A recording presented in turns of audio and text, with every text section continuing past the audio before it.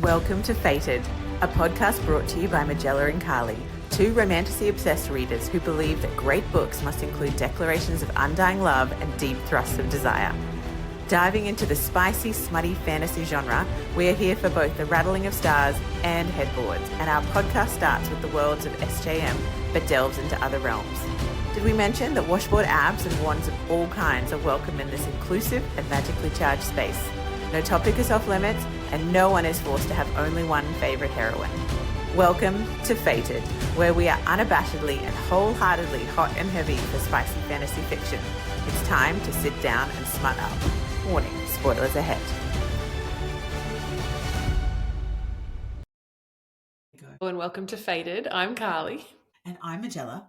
And today we are doing a review. A review just sounds just not a big enough way to describe what we're going to do to ACOTAR. ACOTAR, A Court of Thorns and Roses, the first book in the series by S.J Mass, which is the book, the series that Carly and I first bonded over. It could be the book that sparked the podcast. It is definitely the book that hooked us both back into reading. And it is a book, as I was just telling Carly, that has over 2 million ratings and over 200,000 reviews on Goodreads alone. So I think it's safe for us to say that this book is well read, has been read across the globe. It is very well loved, and we cannot wait to dive deep into it because we also did it in our book club last month. And just the reread has taken us back into the experience of being with Feyre and coming into the Fey world. So this is full of spoilers. So full of them. We're going to talk about people, and we're going to try not to talk about the books coming up. We'll try. You know, it's so hard because Carly and I, it's like almost like we've bonded with this series on some kind of like esoteric, deep cellular level, and not in a creepy, weird way, but just in a way where we are like, we've read this a few times. We've also read the other series that S.J Mass has also written, and they do have some crossovers. So the worlds do start to connect, and we have discussed many things about this book and the series because we send each other a lot of messages about books, and that's how this whole thing really began. But please come along for the ride. But only if you've read it. Only if you've read it. And we send like daily memes about this series, and we are so excited because book 6 is meant to be released this year. We don't have a date, do we? We have a date? I feel like if we had a date, I would definitely know. Broken. People would be like, that date, literally like half of the workforce would be like, I'm sick. I take it back. Family emergency. I will be out of. I take it back. I hope it's not a certain week in September when I will be on a cruise ship and can't access bookstores. Imagine if that's like the release week. Like I'm stuck on a ship. You'll have access to the internet, right? You would have internet. I know. I should be holidaying with my family, not sitting reading. Boring.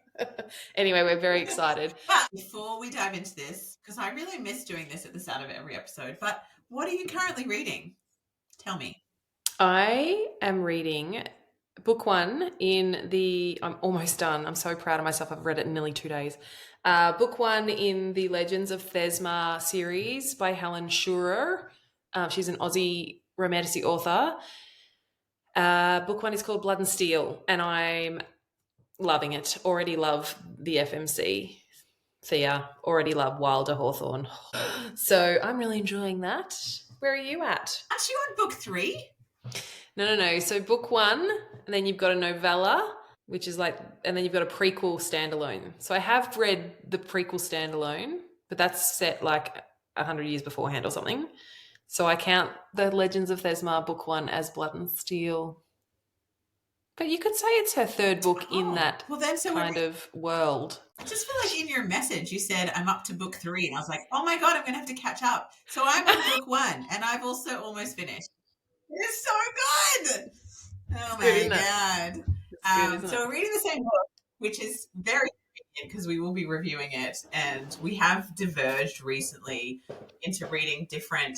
Carly does a dabble in some romance, some ice hockey, some Emily Henry, and I have been stuck on the Nolly EC series. I did a reread when I was sick, and I felt, I needed a comfort read where I could just go into that world. And it's 16 books, so it's quite a good lengthy comfort read. And I read them all again, as one does. So now I'm very excited that we're on the same series. I know. And we're going to discuss it. So yes, get ready. And if you have been listening to the podcast like since day one, way back, episode number 2, we actually did an ACOTAR series overview. So we didn't deep dive into each of the books. We shared our love and obsession really for S.J Mass and the series, how we discovered it, how we devoured it, why we're still talking about it. And look, even like 9 months later, we're still here. So if you want to go have a listen to that as well, because you're just absolutely obsessed like we are, episode 2, way back, December 1st, that was published. That was like one of our first little jaunts into podcasting. It was very, very fun. And we're back. So let's dive in. So much, even though it's not actually that long a book. It's only 400 pages. We learn a lot. Obviously, with all of our romantasy reads, book 1 is usually a lot of detail and taking in information and learning who's who. We love a map. Of course, we've got a map of Prythian. So we're also learning about where the mortal lands are, where the wall is between the fairy realms and mortal lands, and we're learning about Feyre's family and where she's come from. There's a lot. So where should we start? Can we start with that first scene? You love the first scene. I feel like we talked about it in the book club and you were like, oh, it was so good. And I was like, she's still describing the snow. Like, can we move on? So beautifully, though. But I feel like sometimes before I've developed an emotional attachment to anything in this book, I'm quite brutal. I'm like, is this doing anything? What's the point of this sentence? It could have just been my mood. Should we not do a quick overview of what happens? I need to talk about snow. 1 second. Want to break it down scene by 1 second on snow, okay? Okay. The howling wind... Sure. You ready? Okay. The howling wind calmed into a soft sighing. The snow fell lazily now in big fat clumps that gathered along every nook and bumps of the tree. Mesmerizing, the lethal, gentle beauty of the snow. Like, you need to go back and read some of those lines. They're stunning. I was like, oh, snow. Oh, I'm not saying the writing wasn't beautiful. No, but you were just reading it that fast. You're like, yep, snow. Yeah. I was also come on, what happened? On a reread, definitely appreciate the snow lines, for sure. Appreciate many lines in there. So, there's a female main character, Feyre, who is feisty, and she's kind of reminds me of Orphan Annie. I feel like she was the youngest child of 3 sisters. She's scrappy. She's keeping her family alive during a very lean winter because her dad is unable to provide for them. And her 2 older sisters are sort of more in that maiden, becoming ladies. They used to be quite wealthy. So they had maids and butlers and gardeners and cooks. And the only one who has adapted to this situation is Feyre. And she's out there in this brutal weather hunting for dinner to keep the family alive. So I feel like the way she's written is you just want her to catch something, to stay alive, to keep going, even though we know nothing about her. But the fact that she's out there and that she has taught herself these skills, they mention early on that she taught herself how to hunt and how to track the animal prints in the snow and how to restring her weapon of choice is a bow and arrow. So she's an archer. But I don't think they ever refer to her as an archer. It's really quite a rudimentary survivalist skill of like she has a bow and arrow to kill the rabbit. And that's something that would be great to discuss after we've read a few more books, just about like how underestimated I think Feyre is. The way she's written physically is that she is, I guess, kind of like that understated beauty that's quite, I mean, especially at this stage, she's incredibly lean. Like they're starving. This family is starving and she puts everyone ahead of herself. So from that, we could assume that she's eating the least. She's taking care of her sisters and her dad. Her mum has passed away. So she's kind of here, and that's how we meet her, is that she is essentially, she stepped into the role of both parents in a way, and also a hunter, and also kind of the, leader of the tribe, and the person who's out there where we know that there are dangerous things. So we start to get the hint that there are people, animals, creatures, things that we don't understand yet, but could be slightly scary, but also could be very evil. We're not sure. Like, I think it's setting up this world of there is something else, something other than this human sort of village. And what is it? And what's happening? So I kind of love how that you're kind of drawn into this. What's happening? Are they bad? Are they bad fairies? I found that really interesting, the way that Feyre was set up as a character, and how instantly I wanted her to win at life, to achieve and to have happiness and all these kind of things very quickly, and how quickly I also disliked her entire family. I was just like, I don't like you at all. None of them. No. Sorry, I feel a little bit of sympathy for your dad, because obviously he's injured, but not a lot, because he's still not taking care of you and he seems really broken. And your sisters, well, Nesta, Elaine, not very likable. Anyway, Carly, progress this along, because otherwise we're going to have a 2-hour episode discussing Feyre's archery techniques. Yes, we need to progress, because that's like the first 5 pages. But I've never connected that Feyre is an archer and their last name is Archeron. So I've never made that connection in my head. There you go. Yes, dislike Nesta and Elaine. Little selfish cows is probably what I was muttering under my breath. So we have this idea of there being another realm, and there was a lot of superstition about this realm and the fairies and what they've done, and the stories of history and the whisperings of, and basically humans stay away from the wall. And there's been a treaty that was signed many, many, many moons ago where, we stay away from the wall and the fairies are not meant to come into our realm. But this wolf that she's hunting turns out to be a fairy that shapeshifts into that wolf form. So she kills that wolf, and that's really that whole setup of how she ends up being taken into Prythian and meeting Mr. T, Tamlin, the big T man. Yeah, that's right. we can do all the spoilers.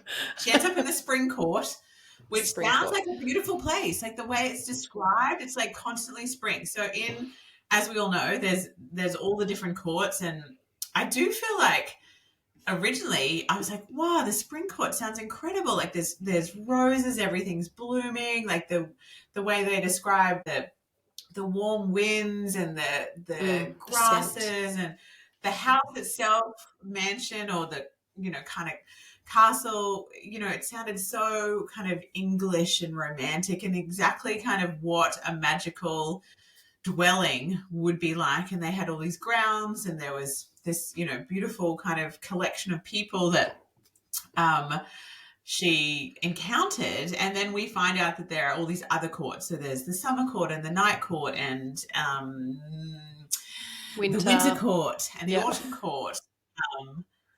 There's 7. Yes, exactly.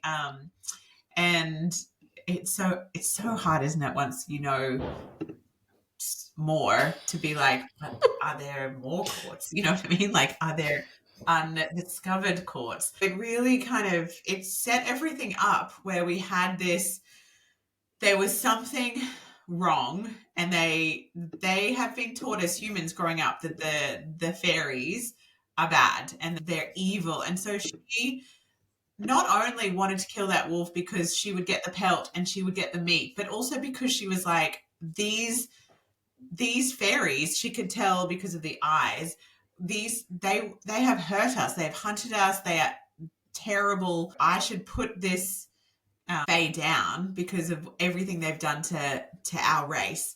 And that's, obviously that happened, and she did sell the pelt and she got money and she could take care of her family. And then obviously there was retribution. She was abducted, taken by Tamlin, who I think from the very beginning you're like, yes, he seems like he's ferocious, but he's also being described as incredibly good looking with like flowing golden locks, and it has this intensely muscular physique, and she felt strange and she couldn't look away, and I was like, oh, okay, so here's our love interest. He seems great. Into him, but like the kind of like slightly grumpy maybe, or like a little bit like has that hard shell exterior, and you're like, oh yeah, but he's going to be a mush on the inside, and he's going to be all, and then he exhibits a few of the tropes, becomes very possessive, it's a slow burn, there's this tension, he's kind of taking care of her and protecting her, but is also very abrupt and brusque and condescending, but it's because he's the Lord and she's a human, so it's very typical behavior. But we know that something's going to happen, and then it does, and does. Surprise, surprise to no one. It's great. We also have this plot line of he says to her, you have to stay here in this realm and your family will be looked after, or is being looked after. And she had to really take his word at that. But it felt like she was a prisoner. But he kept saying, you're not a prisoner. You can go anywhere in the Spring Court. You can do what you like. I'm busy doing whatever I'm doing over here. But you have to stay here, but you're not a prisoner. Like there was that real underlying, I guess, plot line around he literally did abduct her. Like he abducted her and took her to another land. But then we're also like, oh, look at him. He's feeding her up and she's got access to his library and she can go anywhere she likes in this beautiful court. And so as a reader, you're just like, I like him, but I don't like this bit, but now he's done this. And I guess that's the beauty of not only this series, but a lot of the fantasy we read. It's like, oh, should I like them? The morally grey. The red flags that people are like, is it, the red flag in this context is acceptable, but in real life it definitely wouldn't be acceptable, but it somehow makes him more appealing. Yeah. And then, of course, she finds out just how bad things are in this court and how they've all been cursed, which I feel like is such an interesting plot point, is they all have masks on. So she doesn't even know what he truly looks like, because they all cursed when they went to this party under the mountain by this evil woman, Amarantha, and she caused them all to keep their masks on. And so she... I guess is getting to know everyone with these masks, and she doesn't realize how close it is to the final point for this court.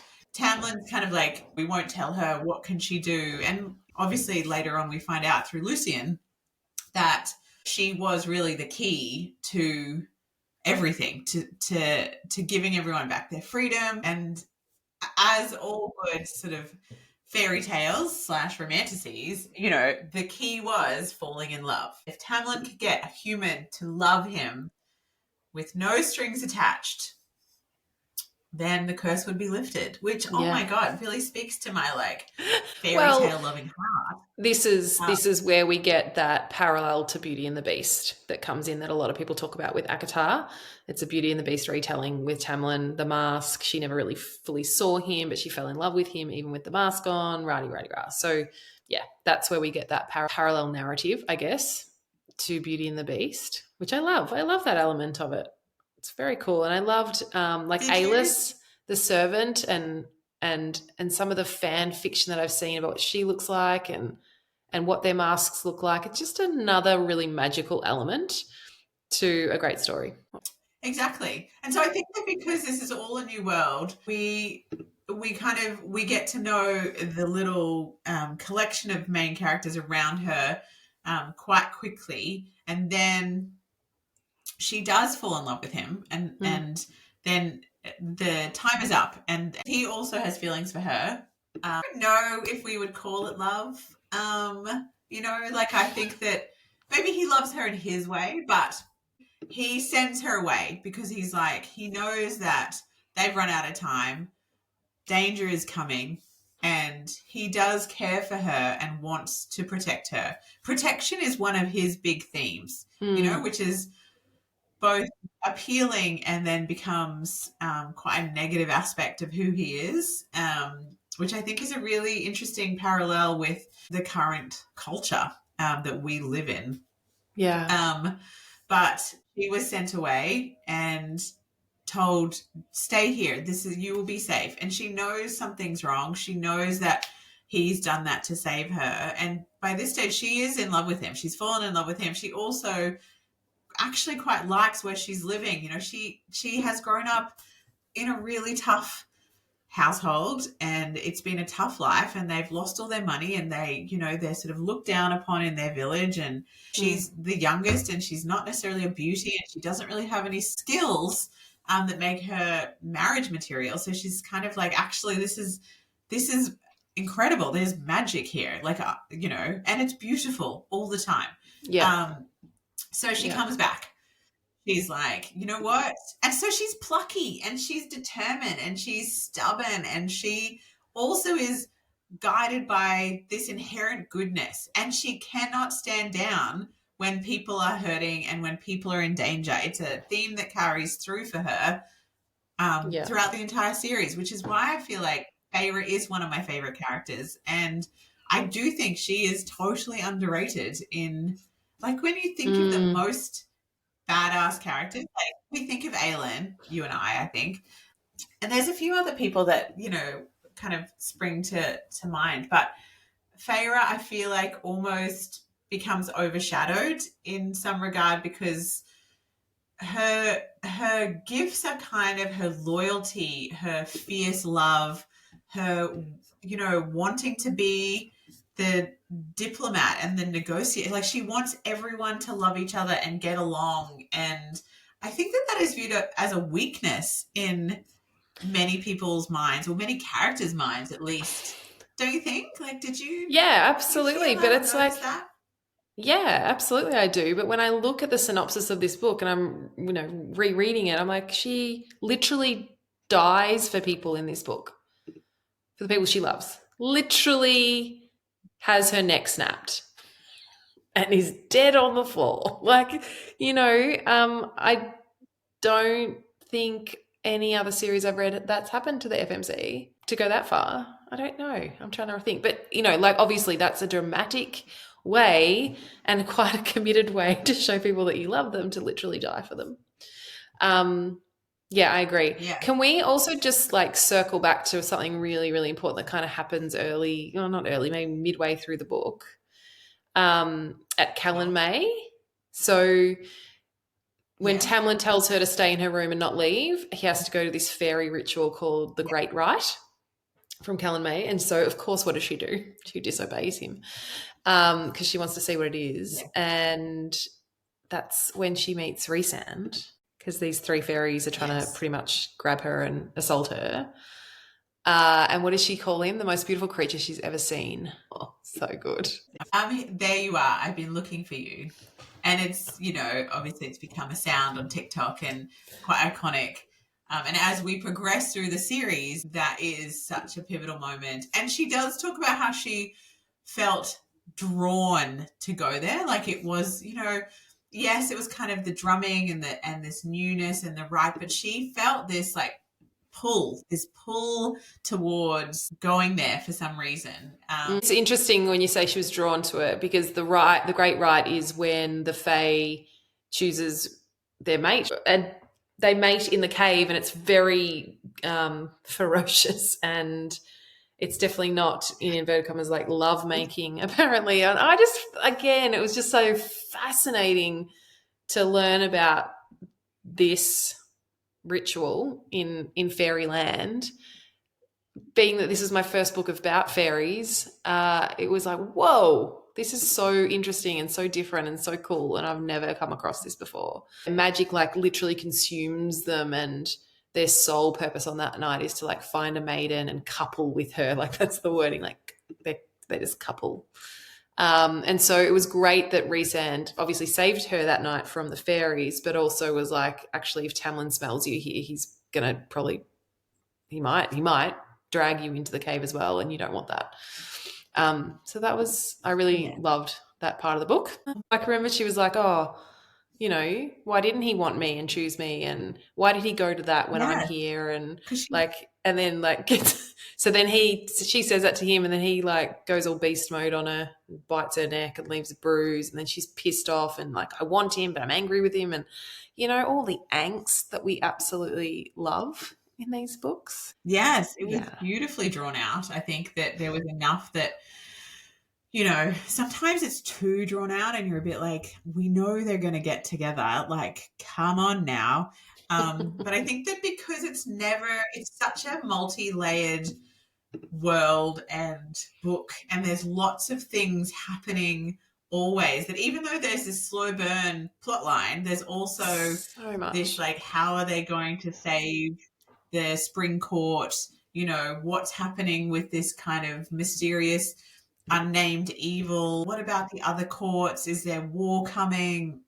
What about her family? So it never feels like this, just connecting the dots of like, oh, okay, now they like each other. Oh, and now they're sort of like, toying with each other. And now eventually, oh yes, they're getting together.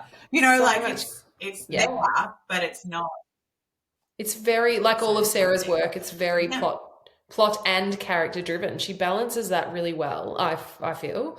And then you've got like this sort of these serious plot lines, some really like dark stuff with the surreal and the monsters that are obviously plaguing the court, and then all of a sudden you've got this real lightness, like when they have the festival, what's it called? They have the summer party at the manor, and she drinks the fairy wine and gets pissed, and like that's when they first kiss, and so that's that was so fun. I can just Feyre gets pissed on fairy wine. They all warn her, don't drink the fairy wine, and she gets pissed, and she's dancing, and they kiss, and these sort of pops of lightness amongst what is becoming quite a dark world. Even though we've got the beautiful Spring Court, it's becoming really like it's blighted, really, with these monsters and the curses and Amarantha's beasts and things like that. So when they glamour her, like they can pretty much make her invisible around certain beasts, and just fascinating to, I just, again, want to be in Sarah J. Mass's head. How she comes up with this stuff is just so cool. And I do love, like, even with that little festival, we find out that Tamlin actually plays the fiddle or the violin, and she dances for him, and he takes her to that magical pool of sparkly light. So there's so much sort of innocent magic in this courtship. Lots of cracks started to show, and then we get to that end, which is kind of like the Hunger Games aspect, where Feyre, after he took her away, and he's like, stay with your family, it's not safe here, and then she's like, I love him, I have to go back. And sort of like finds out that she actually is the key to helping or saving, and then she finds the Spring Court decimated, and follows and uses her tracking skills and hunts them and follows them down into under the mountain, where it's like, it is literally like going into the pits of hell. Like, it's dark, and there's like scary creatures, and it's all in shadow, and there's drumming and there's bonfires, and you can just imagine it feels very like satanic almost.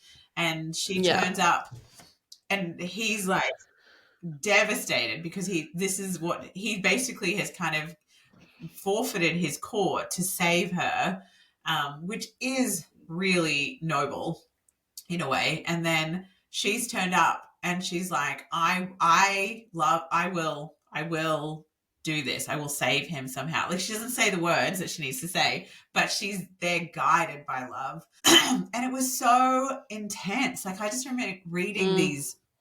So she had to do one on each of the full moons or something, and she was kept in a cell, and she was dirty, and she starts off so defiant and feisty and fuck you and driven by this goodness, and then she is just so easily broken down. Not that I ever think that she's weak, but just it shows just like when you put such awful conditions on someone and, no one's in her corner really other than Rhysand, who seems motivated by his own agenda. But she's doing this to be like, and why won't Tamlin look at me? And I have to go through these trials, and let's talk about these trials.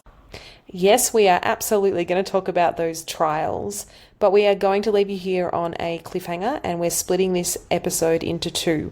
So this is part 1 of the ACOTAR review. Please stay tuned for part 2. And in the meantime, come and visit us on Instagram and TikTok and tell us about your experience of reading ACOTAR for the first time. We would love to hear from you. Thank you so much for listening. We hope that you felt like you were eavesdropping on a conversation that you have been dying to have with someone to discuss all the tiny details and possible plot twists of the books that you've recently read. Perhaps you don't have someone to chat to after you finish one of those epic books, so please give the show a follow, and we would be honoured to be your book-obsessed friends.